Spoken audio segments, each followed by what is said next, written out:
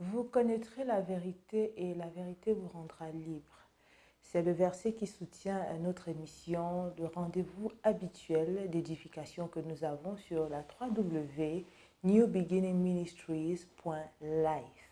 Nous sommes à une prochaine édition et nous allons continuer avec le thème de la dernière fois, péché et grâce. Nous avons sur notre plateau encore avec nous cette fois-ci le pasteur Dick. Les Fata, rebonjour. Bonjour, bonjour, Je bonjour. sais que vous allez bien, on a eu le temps de parler dans les coulisses. Et moi également, je vais bien. Je suis heureuse de retrouver nos internautes, nos frères et sœurs dans le Seigneur. Et moi, je suis la sœur Blandine pour vous servir.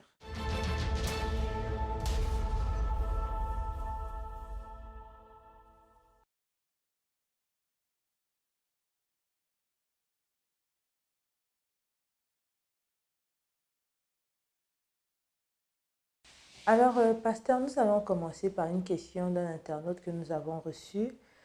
Elle dit, c'est une sœur, je suis bien intéressée, je voudrais suivre, changer de vie, mais j'ai l'impression que ma vie ne peut plus être arrangée. Je suis vraiment impliquée dans beaucoup d'actes qui sont répréhensibles et je me demande si Dieu peut encore m'accueillir. Alors, quand on a péché, quand on a vécu une vie de péché, est-ce que c'est possible que Dieu nous accueille encore? Voilà, c'est une excellente question. Déjà, il faut dire que depuis le Jardin d'Éden, lorsque le problème se pose au départ, Dieu n'a jamais considéré cela comme une fatalité. Dieu a cherché dès les premières minutes, je peux dire comme ça, ou dès les premiers instants, à réparer le problème. Et la difficulté a toujours été l'homme. Dieu est venu dans le jardin, Dieu a posé des questions et Adam a présenté des faux fuyants. Et pour toute personne, le péché ne peut pas être une fatalité. Le péché, c'est comme une erreur, c'est comme une anomalie. Elle peut être sérieuse, elle peut être dévastatrice, elle peut être terrible en conséquence, mais elle n'est pas fatale. Elle n'est pas fatale, mais tout est dans l'attitude. Ce qu'il faudrait au départ, c'est comprendre ce que Dieu a fait et comment il a fait les choses. Dieu a cherché dès le départ, parce que ce que Dieu voulait dans le jardin d'Éden, c'est que l'homme mange l'arbre de la vie. Il ne l'a pas mangé. Donc il n'a pas eu la vie. Et depuis, au travers des siècles, et même pendant des millénaires, Dieu a travaillé à la solution. Et la solution est apparue il y a 2000 ans, lorsque Jésus-Christ apparaît sur la terre et vient pour être le sacrifice expiatoire. À ce moment-là, j'insiste toujours, beaucoup de gens peuvent chercher des coachs, par exemple pour les mauvaises habitudes, pour corriger certaines choses, mais la nature ne peut pas être corrigée.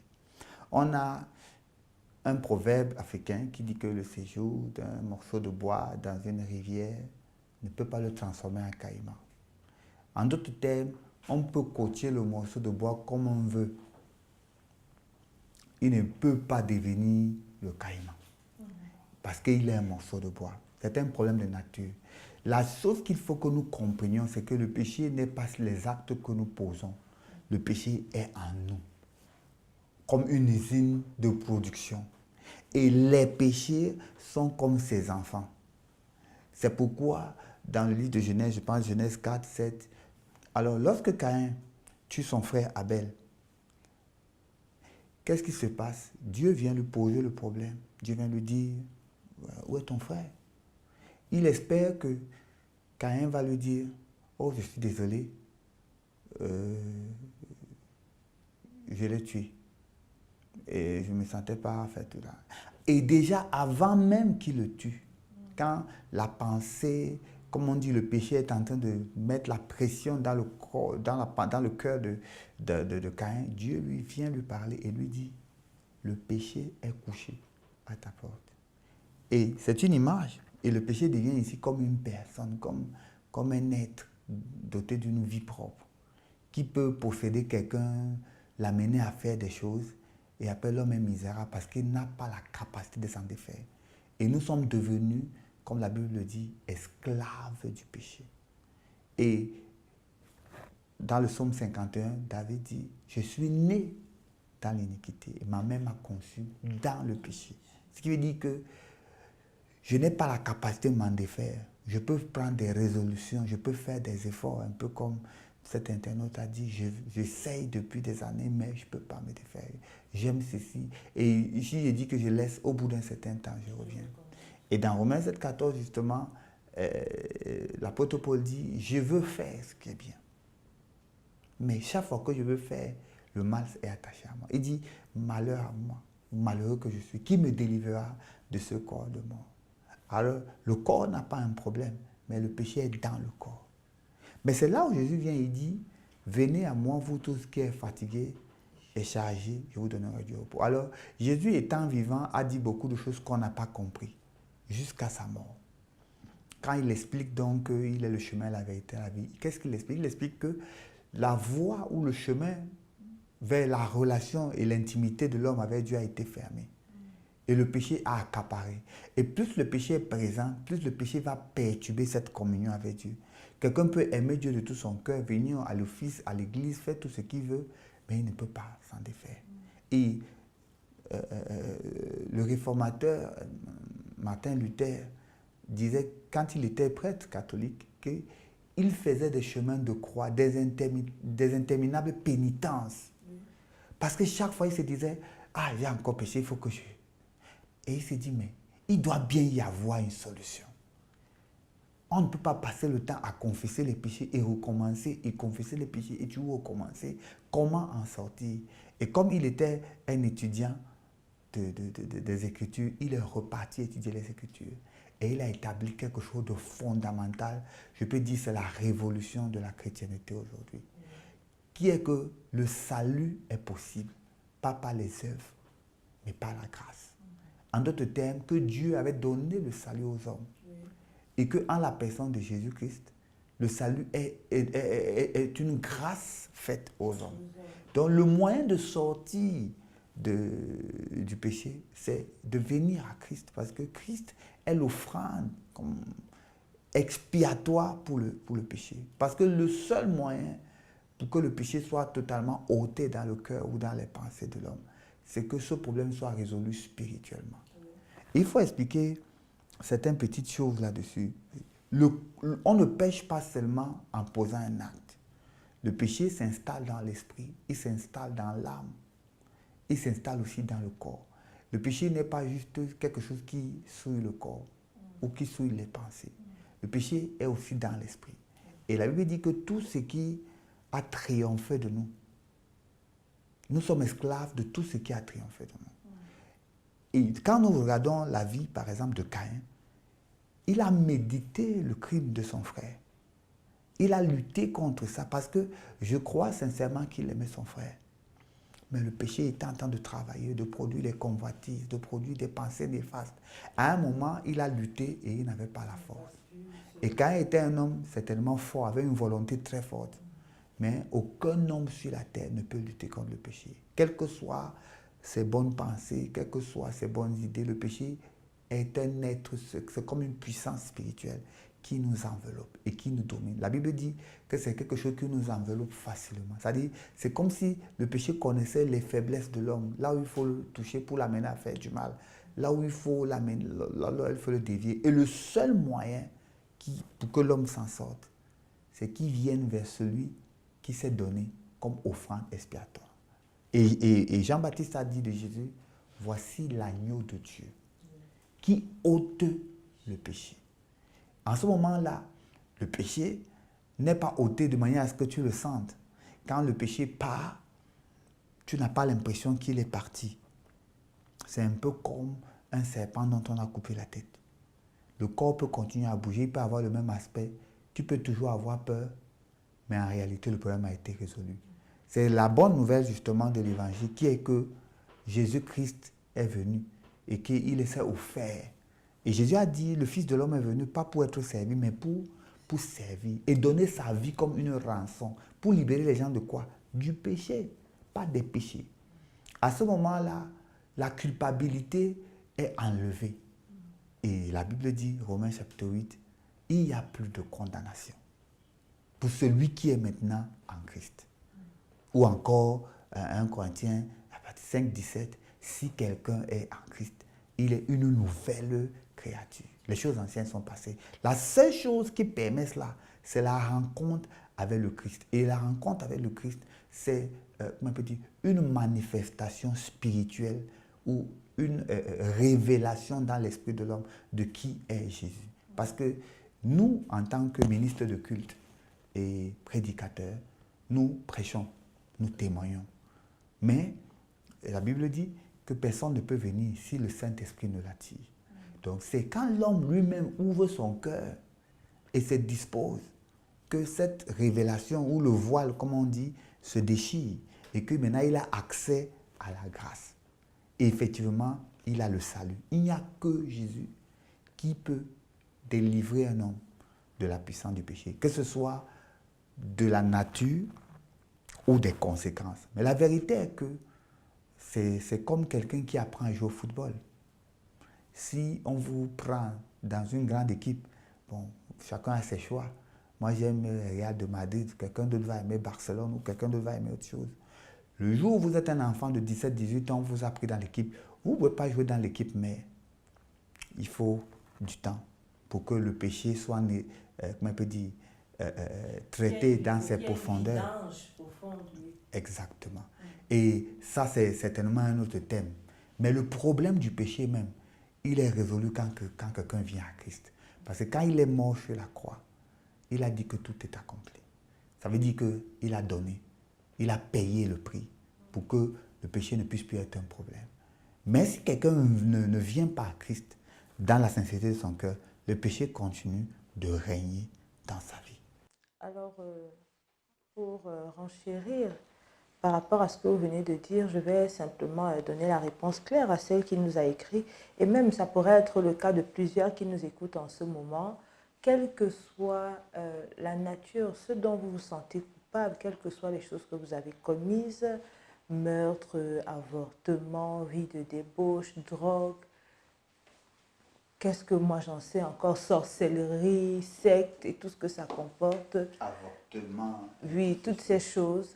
Jésus-Christ est véritablement l'agneau qui ôte le péché dans vos vies, qui réduit le péché à néant. Donc, ne restez pas terrés dans votre culpabilité. Venez à Christ, trouvez une communauté autour de vous, écrivez-nous, continuez de nous écrire. On peut certainement vous donner des indications, des orientations, vous prendre en charge pendant un moment. Venez à Christ parce que tout seul, vous n'y parviendrez pas. Et c'est au moyen de la grâce, en réalité, au moyen de la grâce, donc une faveur que Dieu nous a fait de nous donner Christ, afin qu'au travers de lui, que nous soyons sauvés. Nous sommes tous passés par là. Vous ne trouverez pas de solution tout seul dans tous les cas. Donc, venez tel que vous êtes et le Seigneur prendra le relais à partir de là. Et ça nous permet de parler un peu en profondeur de ce que c'est que la grâce. La grâce, qu'est-ce que la grâce? Et quel est le but, en quoi est-ce que consiste la grâce de Dieu dans nos vies? Oui, avant d'entrer dans la grâce, je voulais légèrement rebondir, toujours concernant Jésus comme étant réellement la solution pour le problème du péché. Comment Jésus sur la terre est le seul qui a dit de tous les prophètes et de tous les envoyés de Dieu qu'il y a eu dans le monde, c'est lui seul qui a dit tes péchés te sont pardonnés.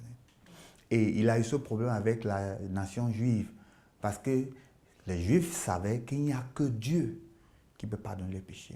Et la chose qui prouve que Jésus est la solution, c'est que Jésus, la Bible dit dans chapitre verset 16, Dieu a tant aimé le monde qu'il a donné son Fils unique, afin que quiconque croit en lui ne périsse pas, mais qu'il ait la vie éternelle. Ça, en d'autres termes, Jésus venait en mission pour délivrer les hommes du péché et de ses conséquences. Maintenant, il a dit à plusieurs, tes péchés te sont pardonnés, parce qu'il avait le pouvoir, pas seulement de pardonner les péchés, mais de délivrer l'homme totalement du péché. Et c'était sa mission. Et cette mission était difficile, elle était incompréhensible, mais il a achevé parfaitement à la Pâque quand lui-même a sorti l'homme. Et la Pâque était un puissant symbole, parce que la Pâque commémore la sortie du peuple juif de l'esclavage d'Égypte. Et de la même manière que l'homme est esclave du péché jusqu'à ce qu'il soit sorti du péché, de la même manière, Israël est sorti d'Égypte à la Pâque. Et ce n'était pas par la force ou par la capacité humaine.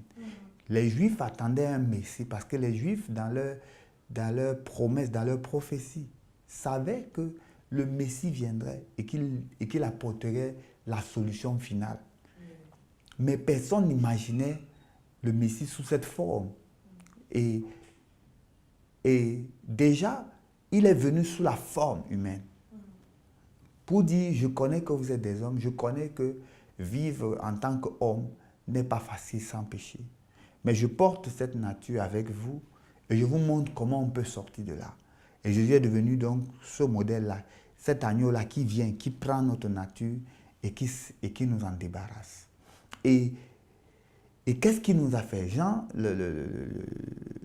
l'évangile de Jean parle clairement, dit que nous avons contemplé sa gloire, comme la gloire du Fils unique venu du Père. Et il est venu et il nous a fait grâce pour grâce. En d'autres termes, le péché nous a condamnés, le péché nous a totalement détruits. Mais lui, il est venu, sans nous demander quelque chose en retour, il a offert. Ça veut dire, il y a 2000 ans, il a donné sa vie et son sang. Parce que le péché rentre dans la nature profonde de l'homme. Et on dit que l'âme de toute chair est dans le sang.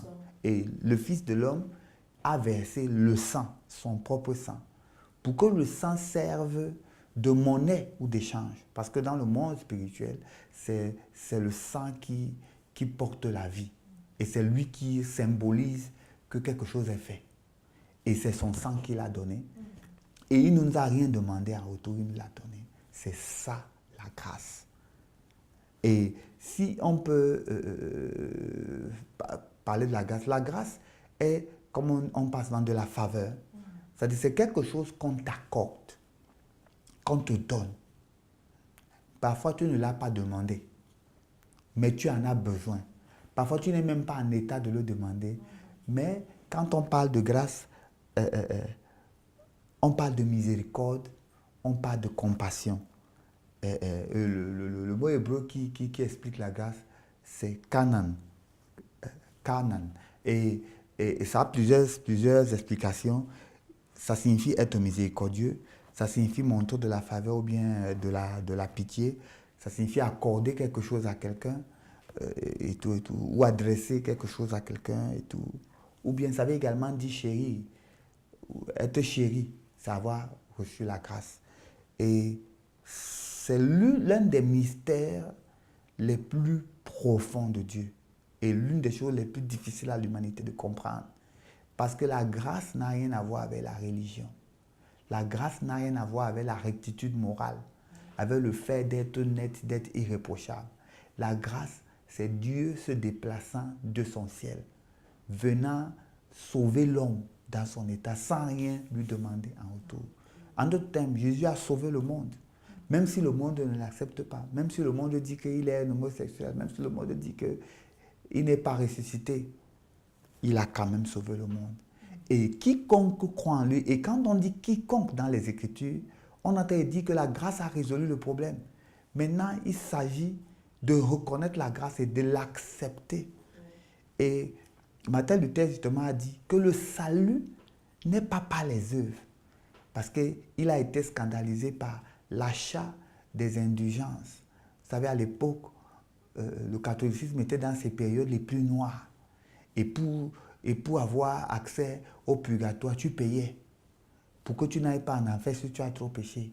C'est avec de l'argent. Et il s'est dit, non, mais ça ne doit pas être comme ça. Celui qui n'a donc pas l'argent, il n'ira pas au ciel. Et il faut savoir que dans tous les cultes ancestraux ou anciens, une faveur ou bien tout ce qui est divin était cher.